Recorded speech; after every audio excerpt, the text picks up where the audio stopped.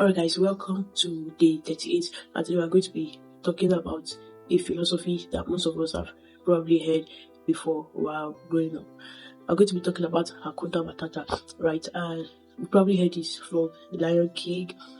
Somehow, this phrase or this idea of Hakuna Matata has been bastardized, especially in this modern, especially in pop culture, especially after the Lion King movie. So today we're just going to be seeing how important this philosophy is in our time.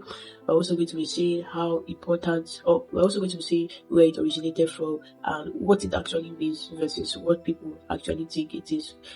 So Hakuna Matata is a phrase from Swahili. It's a Swahili phrase, and it literally means there are no problems, alright, or there is no problem.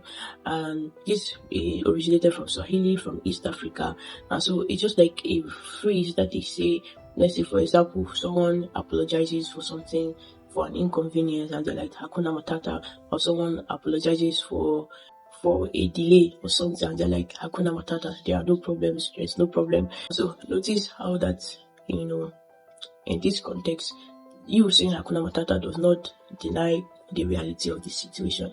It doesn't deny that the person was actually late or that the person actually did something wrong.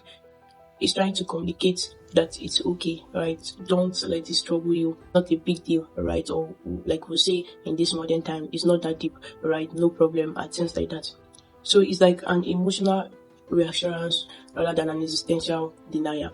Now we're going to now look at how it has been misunderstood or misinterpreted, and how it actually affects the whole change in culture and understanding. So in the Lion King movie, we see Simba running away from his past, and using Hakuna Matata as a coping mechanism or a way to escape from reality or escape from his life, right? And somehow we, due to the context of the movie, we kind of adopted that as the meaning of Hakuna Matata. Just no worries for the rest of your life, escaping responsibility, avoiding accountability, living recklessly and rejecting obligations, and just things like that, just not facing reality. And that's not what it is. And that's the way some people have decided to live their lives, just like Simba. And the thing about this kind of ideology is that it only lasts for a while, right? Eventually, it expires. Escapism and other coping mechanisms that you may use to escape reality will expire sooner or later, because reality will always catch up.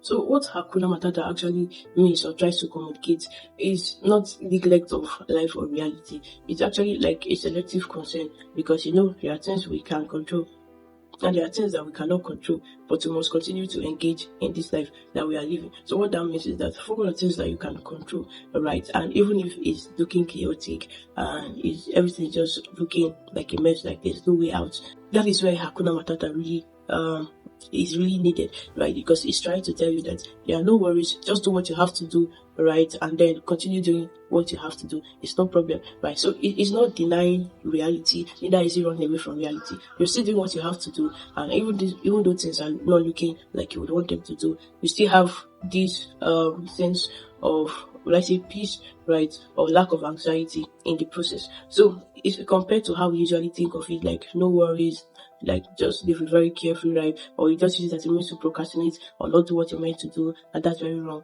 right? So if you must apply Hakuna Matata the right way, it should be in the way of trying to live a life within the circumference of things you can control, and also having the mindset that there are no problems, right? Meaning that as long as you're doing what you are doing or what you should be doing, you cannot control the things outside. Alright, so that means that you should just have peace in the things you're doing, and then every other thing will eventually fall into place. So it means you should actually be doing something, not running away.